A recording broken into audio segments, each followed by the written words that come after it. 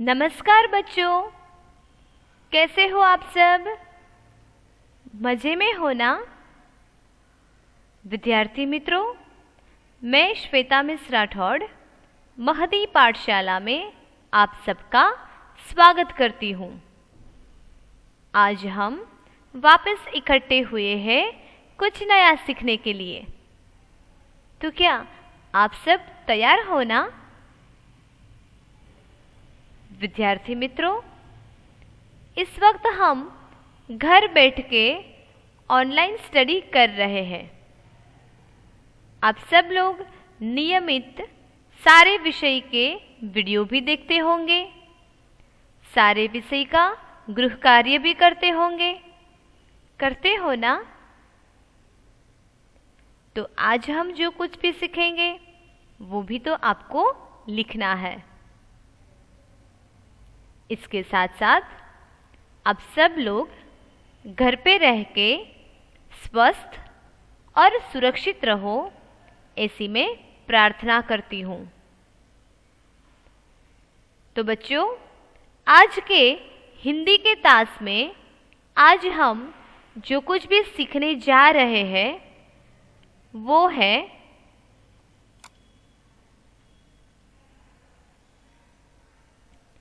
निम्नलिखित स्वर पर से शब्द और वाक्य को पढ़िए और लिखिए। चलो, आप लोगों ने अपने साथ अपनी हिंदी की किताब, लिखने के लिए नोटबुक और कंपास बॉक्स इतना साथ में ही रखा होगा। तो जल्दी से आज की तारीख यानी कि आज की दिनांक लिख दो, आज का वार लिख दो। फिर हमारी कक्षा यानी कि स्टैंडर्ड लिखना है। हमारे विषय का नाम हिंदी, और आज हम जो सीखने जा रहे हैं वो सूचना यहाँ पे लिखी है, वो देखकर अच्छे अक्षरों से लिखना है। मैं पढ़ रही हूँ, आप सबको मेरे साथ पढ़ना है और लिखना है। निम्नलिखित स्वर पर से शब्द और वाक्य को पढ़िए और लिखिए। मैंने आप लोगों को आगे भी समझाया है, आज वापस दोहरा रही हूँ। हिंदी भाषा में अगर वाक्य पूरा होता है तो वहाँ पे पूर्ण विराम लगाना है। पूर्ण विराम यानी कि फुल स्टॉप। यहाँ पे आप देख रहे हो एक सीधी रेखा है, तो ये इस वक्त पूर्ण विराम है यानी कि फुल स्टॉप है। यहाँ पे हमारा वाक्य जो है ये पूरा होता है। निम्नलिखित स्वर पर से शब्द और वाक्य को पढ़िए और लिखिए। जैसे ही वाक्य पूरा होता है तो हमें पूर्ण विराम करना है। तो चलो जल्दी से ये लिख लो। फिर अब हम क्या सीखेंगे? तो यहाँ पे क्या लिखा है? ये कौन सा स्वर है? तो जो आप स्वर देख रहे हो ये है अह। कौन सा स्वर है? अह। हिंदी में सबसे पहले हम सीख चुके थे स्वर और व्यंजन यानी कि वर्णमाला।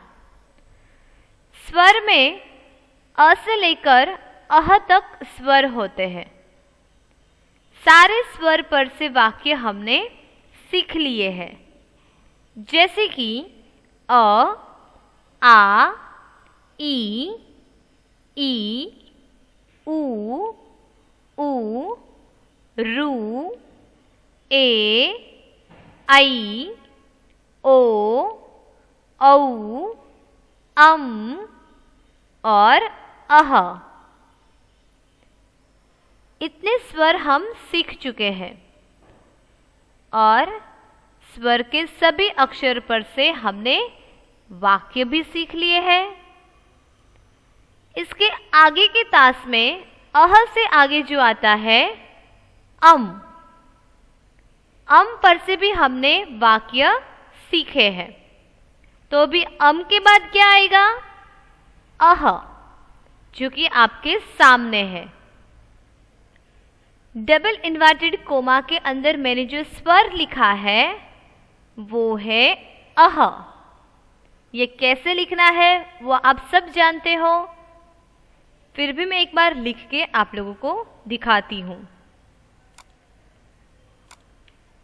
यहां से हम शुरुआत करेंगे।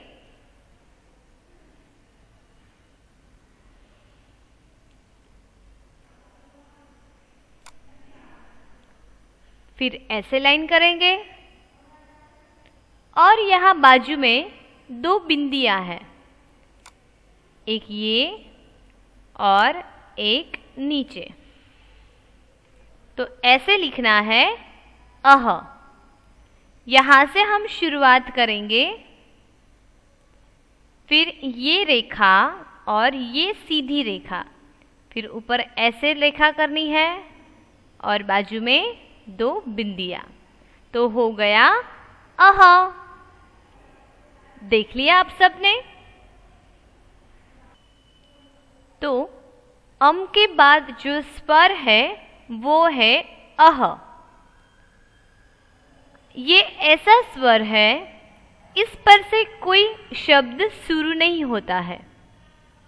ये अह कोई भी शब्द के बीच में या तो कोई भी शब्द के अंत में आता है, पर इस स्वर पर से कोई शब्द या वाक्य शुरू होता नहीं है। और सभी स्वर में से भी ये अंतिम स्वर है। तो इन पर से कौन कौन से शब्द बन सकते हैं वो देखें हम। आपके सामने एक चित्र है जिसमें सबसे पहले यहाँ पे लिखा है अह, जो कि अभी ही हमने आगे देखा। ये जो स्वर आप देख रहे हो ये है अ, पर उसके बाजू में ऐसे दो बिंदी लगाई है, यानी कि दो डॉट्स है। इसे हम अ का उच्चार करेंगे। इस बिंदी का उच्चार हम क्या करेंगे? ह, यानी कि अह। यहां पर भी आप देख सकते हो अह बराबर दो बिंदी है, तो हो गया अह। छ प्लस ह इज इक्वल टू छ। छ फिर प्लस ह यानी कि ये जो दो बिंदी है वो इज इक्वल टू छ। क्या लिखा है? छ। जिसे गिनती में छ आता है उसे शब्द में कैसे लिखते हैं? इसी तरह से। और बाजू में चित्र भी दिया है। चित्र में आप क्या देखते हो? बॉल है। 1 2 3 4 5 6। कितने बॉल है? 6। बॉल को हिंदी भाषा में गेंद कहा जाता है। तो कितने गेंद है यहाँ पे? 6। 1 2 3 4 5 6। समझ में आया आप लोगों को? अभी उसके बाजू में यहाँ पे द को रस्व दू प्लस 2 बिंदियां है बराबर दू। और फिर नीचे शब्द लिखा है दू, ख को दीर्घ खी, दुखी। दुखी का अर्थ क्या है पता है आप लोगों को? बाजू में चित्र भी दिया है, वो देख के आप अंदाजा लगा दो कि दुखी मतलब क्या, दुखी का अर्थ क्या होता है। तो यहाँ चित्र में एक लड़की है, वो रो रही है, यानी कि वो सैड है, रो रही है। तो दुखी का अर्थ है सैड, इंग्लिश में उसे सैड कहते हैं। हमें जब कोई मुश्किल हो, हम पर कोई विपत्ति आ जाए तो हम परेशान हो जाते हैं, दुखी हो जाते हैं। तो दुखी कैसे लिखना है? दू और खी के बीच ऐसे 2 बिंदी है तो हो गया दुखी। ये शब्द ऐसे लिखते हैं। दुखी का विलोम शब्द है सुखी। जिनको कोई परेशान नहीं है, जिनके पास सब कुछ होता है, जो हमेशा खुश रहते हैं, वो होते हैं सुखी। और जिनके पास बहुत सारी प्रॉब्लम है, मुश्किलें है, जो रोते रहते हैं, उनको कहते हैं दुखी। फिर नीचे यहाँ पे म प्लस ह इज इक्वल टू म। नीचे यहाँ पे शब्द लिखा है न म ह। विद्यार्थी मित्रों, मैंने अभी आगे ही समझाया, ये स्वर कोई भी शब्द के बीच में या तो अंत में आता है। यहाँ पे आपने देख लिया अंत में है, यहाँ भी बीच में है और यहाँ भी अंत में है। न म ह, ये जो बिंदी है इसे हम ह का उच्चार करेंगे। तो इसे सिर्फ नम नहीं पढ़ना है, परंतु नमः। नमः मतलब वंदन करना। इस चित्र में एक लड़का है जो भगवान के सामने हाथ जोड़े वंदन करता है, यानी कि नमन कर रहा है। नतमस्तक खड़े रह के, आंखें बंद करके, हाथ जोड़कर भगवान से प्रार्थना करता है। इसे वंदन भी कहा जाता है और वो नमन भी करता है।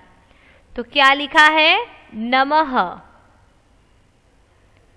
फिर त प्लस ह इज इक्वल टू त, त, और उसके आगे क्या लिखा है? प्र। प्र के बाजू में सीधी रेखा प्रा त ह, प्रातः। प्रातः का अर्थ क्या है? तो आप बाजू में चित्र देख लो। यहाँ पे कुदरती दृश्य का चित्र है। पहाड़ है, जमीन है, फूल खिले हैं, बच्चे खेल रहे हैं और पंछी उड़ रहे हैं और आधे सूरज भी दिख रहे हैं हम। तो ये सुबह का चित्र है। हम जब उठते हैं तो क्या आप लोगों ने सुबह का नज़ारा देखा है? सुबह जल्दी उठकर जब हम बाहर निकलते हैं तो ऐसे ही नज़ारा दिखता है। तो सुबह को कहा जाता है प्रातः। क्या कहते हैं? प्रातः।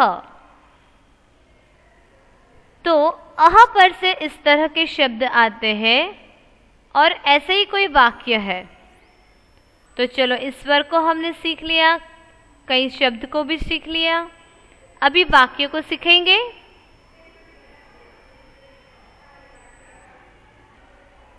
यहाँ पर पहला वाक्य है नंबर 1, सुबह 6 बजे उठो। स को रस्व सु, ब ह, सुबह यानी सवेरा, प्रातः। कितने बजे उठने के लिए बोल रहे हैं? 6 बजे उठो। हमें नियमित 6 बजे उठ जाना चाहिए। और जब सुबह सूरज निकलता है उससे पहले भी हम जग जाए तो ये सबसे अच्छी बात है। तो आप लोग भी सुबह जल्दी ही उठते होंगे और ये गुड हैबिट भी है। सुबह जल्दी उठना और अच्छे से तैयार हो जाना वो एक गुड हैबिट है। तो हमें भी ये हैबिट सीखनी है ना। जो लोग सुबह जल्दी उठ जाते हैं उन सब के लिए वेरी गुड, और जो देर से उठते हैं उनको ये गुड हैबिट है वो फॉलो करना है। तो ये वाक्य है सुबह 6 बजे उठो। जैसे ही यहाँ पे वाक्य पूरा होता है हम लोगों ने पूर्ण विराम कर दिया है। तो चलो ये वाक्य लिख दो अपनी नोटबुक में। लिख लिया आप सबने ये वाक्य? अच्छे अक्षरों से ये वाक्य लिखना है। एक और बार पढ़ ले। नंबर 1, सुबह 6 बजे उठो। चलो अभी हम दूसरा वाक्य सीखेंगे। उसके बाद नंबर 2, यहां पे लिखा है पुनः, प को ह्रस्व करना है, पु न।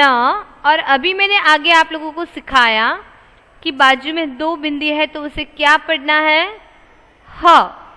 पुनः दांत साफ करो।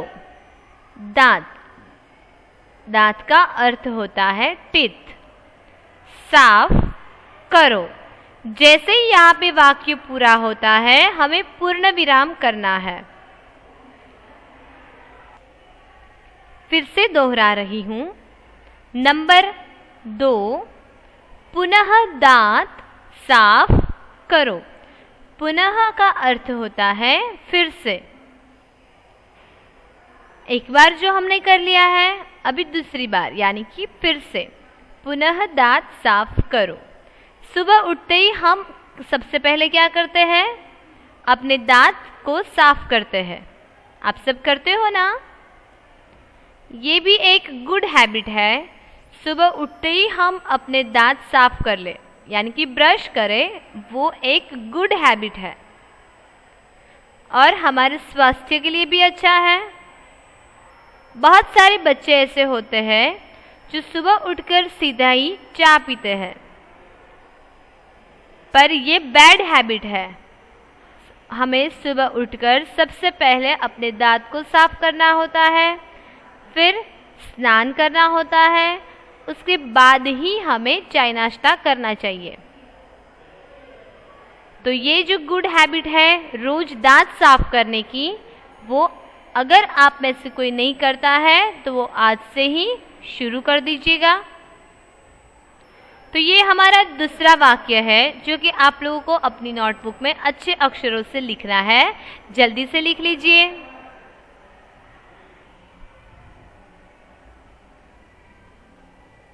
लिख लिया? तो ये हमारा दूसरा वाक्य है। मैं पढ़ रही हूं, आप सबको मेरे साथ साथ पढ़ना है। फिर से, पुनः दांत साफ करो। यहाँ पे जो दांत लिखा है उसके ऊपर ये जो आप देख रहे हो इसे कहते हैं चंद्र बिंदु। तो दा के ऊपर करना है चंद्र बिंदु। पुनः दांत साफ करो। आप सबने ये वाक्य भी लिख लिया होगा। तो विद्यार्थी मित्रों, अ से अह तक के सारे स्वर हमने सीख लिए। पर स्वर में बीच में एक स्वर ये भी है जिसे हम कहते हैं रू। इसे हम क्या पढ़ेंगे? रू। रू से ऋषि। ये जो स्वर आप देख रहे हो इसे हम कहते हैं रू। जैसे ही क से कमल, ख से खरगोश, ग से गमला, घ से घर, उसी तरह ये जो स्वर है इसे हम रू कहेंगे और रू पर से जो शब्द है वो है ऋषि। ये भी मैंने डबल इन्वर्टेड कोमा में लिखा है और ये स्वर कैसे लिखना है अभी मैं वो सिखाऊंगी। तो सबसे पहले आपको यहाँ से ऐसे लाइन करनी है, फिर यहाँ से ऐसे स्लैंटिंग लाइन करनी है, इस तरह से। सबसे पहले ये वाली लाइन, फिर यहाँ से जैसे हम स्लैंटिंग लाइन करते हैं ऐसे लाइन करनी है, फिर सीधी लाइन यानी कि सीधी रेखा। इतना हो जाए उसके बाद यहाँ से ऐसे करना है और ऐसे। समझ में आया अभी आप लोगों को? और फिर यहाँ ऐसे लाइन करनी है। समझ में आया आप लोगों को? सबसे पहले ये वाली लाइन पहले हमने ड्रॉ करके देखा, अभी हम ऐसे ही सीखेंगे। सबसे पहले यहाँ से, उसके बाद ये वाली रेखा, फिर सीधी रेखा, फिर यहाँ से शुरू करके नीचे जाना है और सी काउंट्स की तरह करना है और ऊपर हिंदी की रेखा करनी है। तो बन गया है रू। इस स्वर को रू कहा जाता है। इन पर से कौन कौन से शब्द बनते हैं वो देख लें।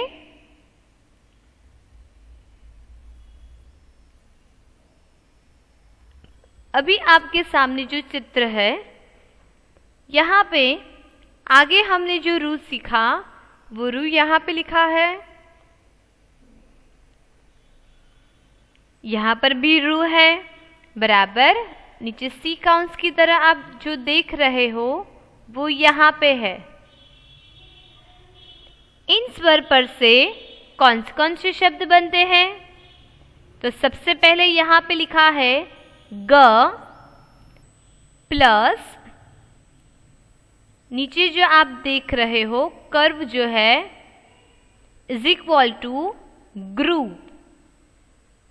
ये निशानी आप देख रहे हो, ये अगर ग के नीचे लगाया जाए इस तरह से, इस निशानी को ग के नीचे लगाया जाए तो इस तरह से बन जाएगा। फिर इस अक्षर को हम क्या पढ़ेंगे? ग्रू। और बाजू में है ह, ग्रू ह। गृह का अर्थ होता है घर। यहाँ पे आप चित्र में भी देख सकते हो, घर को गृह भी कहा जाता है। तो गृह कैसे लिखना है? ग के नीचे ऐसे हमें कर्व करना है और फिर गृह। इसका उच्चार हम रू करेंगे क्योंकि इस स्वर को ही हम रू बोलते हैं। इसलिए ये जो निशानी आप देख रहे हो, कर्व को देख रहे हो, इसे हम रू बोलेंगे, यानी कि रू का उच्चार करेंगे। जैसे ये तो ग है तो ग्रू आया और ह, ग्रूह। उसके बाद यहाँ पे लिखा है व प्लस रू। अभी मैंने समझाया कि इसे हम रू पढ़ेंगे। तो वृक्ष, वृ और बाजू में है क्ष, क्षत्रिय का क्ष, वृक्ष। तो यहाँ पर चित्र है वृक्ष का। वृक्ष का अर्थ होता है ट्री। व प्लस रू इज इक्वल टू वृक्ष, वृक्ष।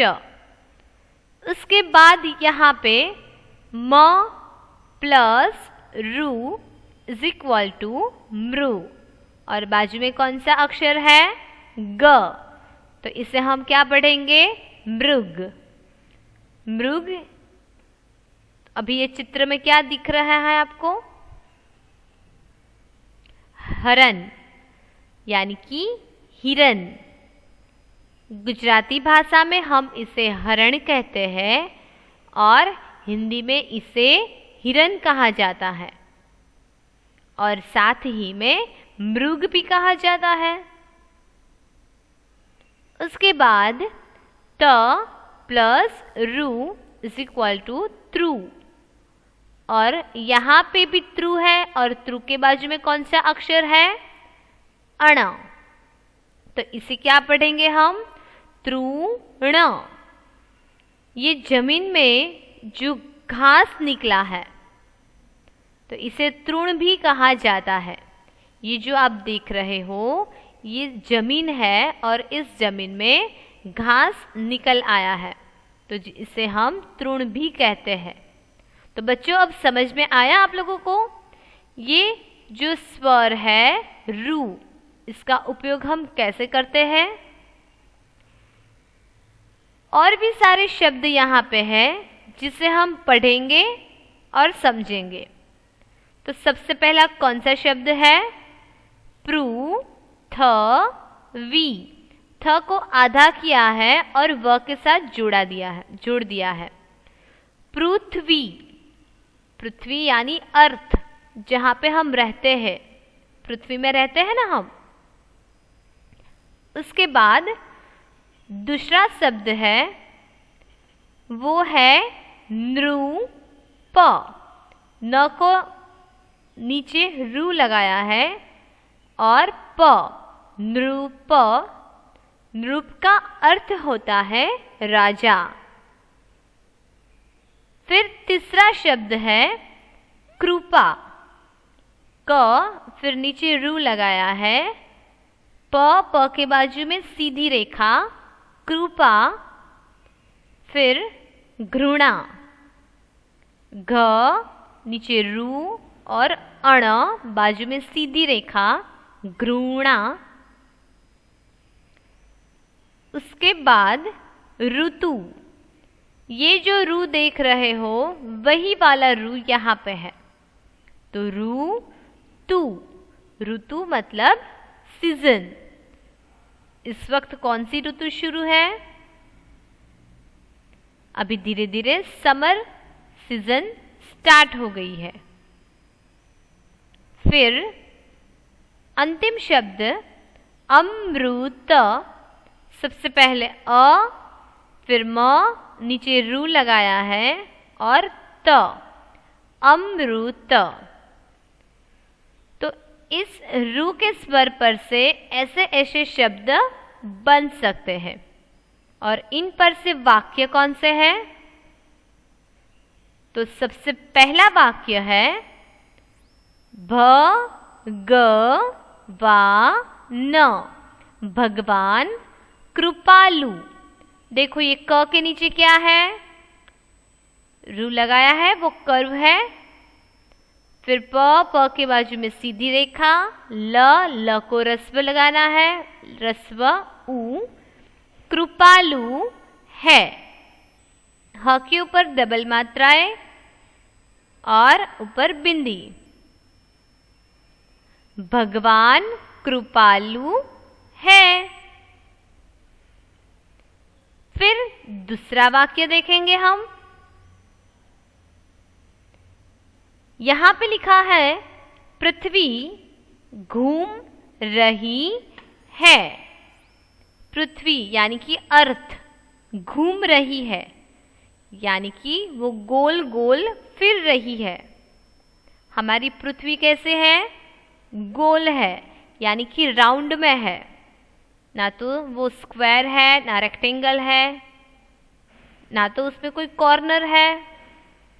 वो कैसे है? गोल है। तो यहाँ पे लिखा है पृथ्वी। ये शब्द अभी ही हम आगे सीखे हैं। पृथ्वी घूम रही है। फिर तीसरा वाक्य, वृथा और अपेक्षा पाठशाला जा रहे हैं। सबसे पहले कौन सा शब्द है? वृथा। वृथा एक लड़की का नाम है और अपेक्षा, ये अपेक्षा भी एक लड़की का नाम है। तो यहाँ पे व के नीचे आप ये जो देख रहे हो ये है रू। वृ था और अपेक्षा दोनों कहाँ जा रहे हैं? पाठशाला यानी कि स्कूल। तो इस रू पर से भी हमने शब्द देख लिए, रू पर से वाक्य भी देख लिए। तो विद्यार्थी मित्रों, आज हम अह और रू ये दो शब्द के ऊपर से शब्द और वाक्य सीख चुके हैं। तो आज का गृह कार्य है, सारे वाक्य अच्छे अक्षरों से लिखिए। आज हमने जो शब्द और जो वाक्य सीखे हैं वो 1 टाइम फेयर बुक में लिखना है और 1 टाइम रफ बुक में लिखना है। आज का ये होमवर्क लिख लेना। आज के तास में आप सबको मज़ा आया होगा। तो हम वापस मिलेंगे अगले तास में कुछ नया सीखने के लिए। तब तक आप सबको मेरी ओर से धन्यवाद एंड गुड बाय।